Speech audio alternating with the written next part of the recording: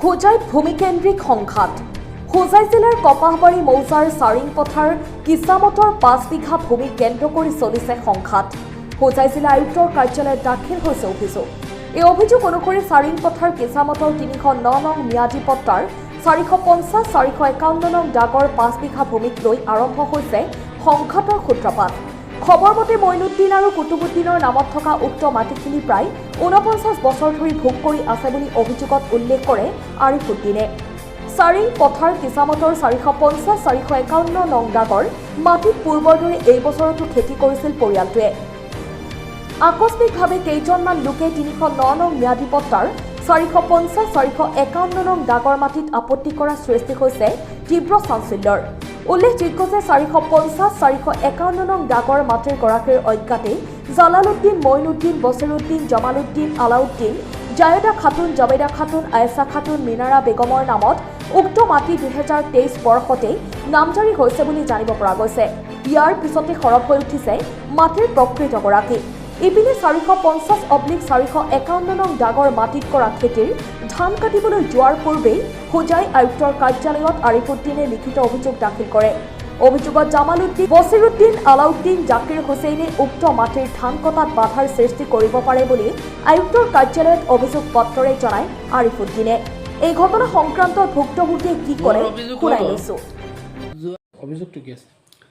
মোৰ অভিযোগ হ'ল যোৱা ১১ তাৰিখে ২৪ তাৰিখে মই শংকৰনগৰ গৈ DC অফিচত এটা দৰখাস্ত দিছোঁ যে মোৰ খেতি বাৰী লৈ অলপ গণ্ডগোল, মানুহ দুষ্ট মানুহবিলাকে কৈ আছে তেখেতৰ মাটি, সেইটো কাৰণে মই এটা কপি DCক জনাই আহিছোঁ যে মই ধান কাটা যাম যেতিয়া মানুহে মোক কিবা দিগদাৰি দিব পাৰে, সেইটো কাৰণে এইটো কপি আপোনালোকে ভালদৰে চাওক।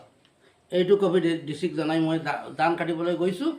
যোৱাৰ পিছত ৮:৩০ মান বজাত পুলিচ আহিছে। পুলিচ আহি ক'লে যে ধান কাটাটো বন্ধ কৰক, যে আপুনি কিবা কপি আনিছে নেকি কোৰ্টৰ পৰা, কেছ চলি আছে DC কোৰ্টত।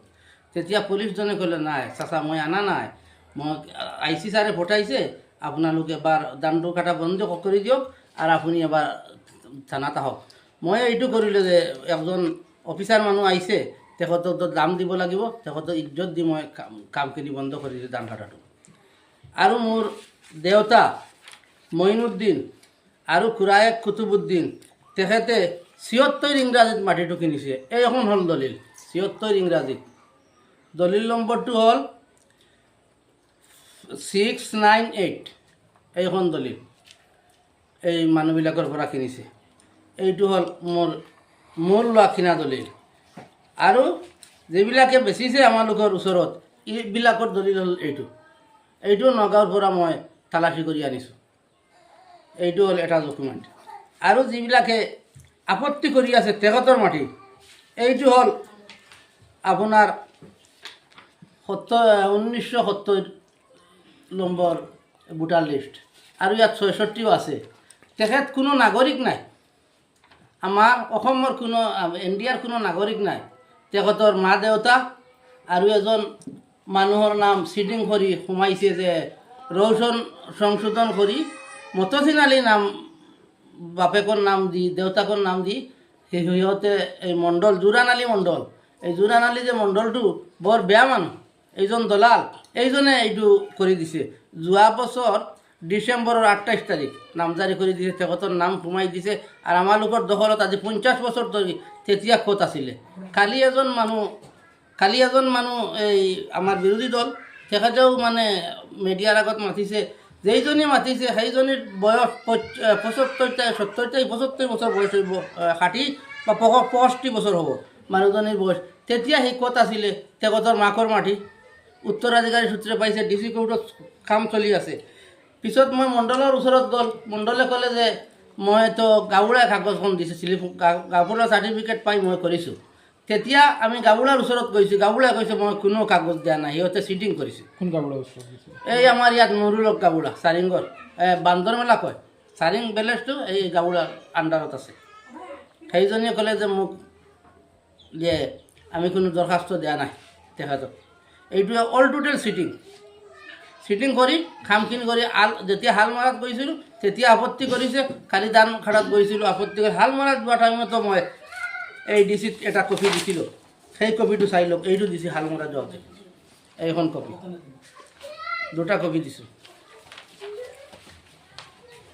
আৰু এইজন আমাৰ দেউতা এতিয়ালৈকে যেই আছে দেউতা নিজে মাটিটো কিনিছে তেতিয়া হ'লে মোৰ দাদু আছিলে যেতিয়া মাটিটো কিনিছে মোৰ দেউতাই তেতিয়া দাদু আছিলে তেখেতে কিনিছে এইবিলাক আৰু এই দলাল কেইটা এজন মানুহ সৰু পোৱালি মানুহ নুৰুদ্দিন তেখেতৰ নাম সৰ্বমূল্য ৰেচন দোকান কৰি আছে এইজনী এই ৰেচন দোকানজনী মেইন দলাল তেখেতৰ জোৱাই মোৰ খুৰা দেউতা হয় আনোৱাৰ হুছেইন নাম তেখেতৰ ওপৰতো সি কেছ দিছে এই কেছখনৰ মোৰ তাত ফাইল আছে এই শংকৰনগৰ দিছে কেছ জোৱাইৰ ওপৰত কেছ দিছে এনেকুৱা বেয়া মানুহ এতিয়া আপুনি কি বিচাৰে এতিয়া মই ন্যায় বিচাৰোঁ অসম চৰকাৰক অনুৰোধ মই কৰি আছোঁ অসম চৰকাৰক যে এইটো অতি সোনকালে ন্যায় বিচাৰটো কৰি দিয়ক মোক আপোনাৰ যিটো মাটি লৈ পেলাই আজি উজৰা বৰ্তমান চলি আছে বেলেগে কৈছে যে তেওঁলোকৰ মাটি আপোনালোকে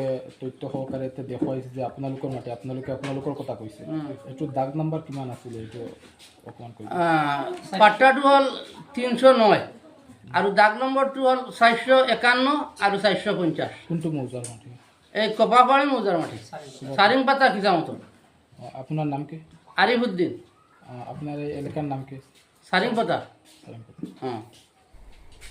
ডবকাৰ পৰা লুৎফুৰ ৰহমানৰ ৰিপৰ্ট অৰুণোদয় অসম মই চাৰ্কুল অফিচত গৈছিলোঁ আজি 3 বছৰ আগত যাওঁতে এই জোৰানালী মণ্ডল আছিল এজন আৰু আগত আমাৰ এজন আছিল নামটো পাহৰি গ'ল সিহঁতে ক'লে মোক জোৰানালী মণ্ডলৰ আগৰ মণ্ডলজনে যে আপোনাৰ নামটো চিটা আপোনাৰ দেউতা আৰু খুৰা দেউতাৰ নাম চিটাতটো আছে নামজাৰি হৈ গ'ল এই দাগৰ মাটি এই মাটিটো ডাগৰ মাটিটো নামজাৰি হৈ গ'ল এইটো কাৰণেতো মই এনে বহি থাকিছোঁ মণ্ডলবিলাকে কিয় নেটত দেৱা নাই সেইটো সিহঁতে জানে মই নাজানো এতিয়া মই চিটাত এতিয়াও আছে চিটাখনটো মোৰ ঘৰত নাই তাত আছে মিডিয়াৰ যোগে আপোনালোকে তথ্য লৈ চাওক সঁচা কৈছোঁ না মিছা কৈছোঁ তাত মিডিয়াৰ চিটাটো নামজাৰি আছে এই খালি এইটো দলাল নহয় আৰু দলাল আছে এই দলালজনী পোৱালি মানুহ এনেকুৱা মানুহ সৰু মানুহ তেতিয়াও নবীজিয়ে বেয়া পাইছে এইটো সময়ত নবীজিয়ে বেয়া পাইছে সৰু মানুহক কটীয়া মানুহক এই কটীয়াটোৱে এইটো কৰি আছে হ'ব আৰু কোনোবা মানুহৰ ওপৰত আপোনালোকৰ হেৰি আছে নেকি সন্দেহ আছে নেকি সন্দেহ আছে আছে আৰু বহুতো আছে আৰু 5-6টা মানুহ আছে সন্দেহ আছে মানে নেক্সট টাইমত যদি নিউজত ক'ব লাগে তেতিয়া পিছত ক'ম আৰু সেইটো আমি আইনৰ আউটত দিলে ক'ম সেইটো পিছতে আমি ক'ম মানে যিবিলাক দালালবিলাক আছে আমি কালি এটা দালাল পাইছোঁ আমি শংকৰনগৰত আৰু এটা কথা আপোনালোকে যে উপায়ুক্তৰ কাৰ্যালয়ত ধান কটাৰ আগতে গৈ এখন জাননী দিছিল জাননী দিয়াৰ পাছত আপোনালোকৰ এই ধান কটা বন্ধ হৈছে বৰ্তমান বন্ধ হৈছে পুলিচে আহি এতিয়া আপোনালোকে ডিচিৰ কাৰ্যালয়ত গৈছে নেকি বা এতিয়া আকৌ জাননী দিছে নেকি বা কোনো নাই এতিয়া মানে মই গৈছোঁ কালি যোৱাৰ পিছত এই আমাৰ অফিচাৰজনে ক'লে বনি চাদ্দামজনে যে 20 তাৰিখ আমালোকৰ এটা খেচিৰ তাৰিখ আছে তেতিয়াতো মানে হিয়াৰিং হ'ব আপুনি এতিয়া এনে আপোনাৰ কমপ্লেইন যে কপিটো আছে এইটো ৰাখি দিয়ক আৰু মই হাইকোৰ্টতো মানে এইটো আলোচনা কৰি আছোঁ হাইকোৰ্টৰ এজন ছাৰৰ লগত কৰি আছোঁ উকিলৰ লগত এতিয়া আপোনালোকৰ মানে ধান কটা বৰ্তমানে স্থগিত হৈ আছে স্থগিত হৈ আছে এতিয়া ধান কটা নাই নাই আৰু মই কালি এইটো ধান কাটিছোঁ এইটো এই মোৰ সৰু বাই এজনৰ ঘৰৰ ওচৰত ৰাখিছোঁ এইটোও সন্দেহ ৰাতি নি কালি আহিছিলে কালি 2-3টা মানুহ আহিছে আমি লাইট মাৰি পাইছোঁ সেইবিলাকক মানে 2-3টা মানুহ আহিছে কালি ৰাতি আহিছে মানে এইবিলাকে মোৰ চুৰিবৰ কাৰণে সেইটো কাৰণত আমি 2-3টা মানুহ গৈ পেলাই লাঠি মাৰিছোঁ মাৰি পেলাই সি বেলেগ এটা ঘৰত গৈ পেলাই সিহঁতৰ ঘৰত বাহিৰৰ আৰু পিছফালৰ যিটো লাইট আছে সেইটো সোমাই পেলাই এটা ঘৰত সিহঁত মানুহ 4-5টা হৈ আছিলে ৰাতি এইটো মই আমি নিজে 3জনে দেখিছোঁ এতিয়া যদি সেই ধান কেইটা যদি কিবা হয় তেনেহ'লে সেইটোৰ দায়িত্ব থাকিব যোৱাকালি যিখিনি মানুহ দেখিছে আমালোকে এইবিলাক মানে আমি সন্দেহ কৰি আছোঁ এইবিলাকে মানে এতিয়া পথাৰৰ পৰা যদি মানে ধানটো গুচি যায় আমাৰ সেইটো ঘৰৰ পৰা তেতিয়াহ'লে মানে মই আইনৰ আউটত ক'ম কোন কোন মানুহ আছিলে কোন 4-5টা মানুহ মই দেখিছিলোঁ মই চিনাক্ত কৰিব পাৰোঁ 100% মাত্ৰ আৰু চেলেঞ্জৰ মোকাবিলাত কৰিব যোৱাকালি সিহঁতে ঘূৰিছে মানে ধানখিনি চুৰিবৰ কাৰণে কিন্তু আমালোকে ফাৰাত আজিও ৰাতিপুৱা 2টা মানুহ আমি পাইছোঁ সেই 2টা মানুহৰ ফটো আমি মাৰি ৰাখিছোঁ মানে আছে নেক্সট টাইম আমি লাগিলে দি দিম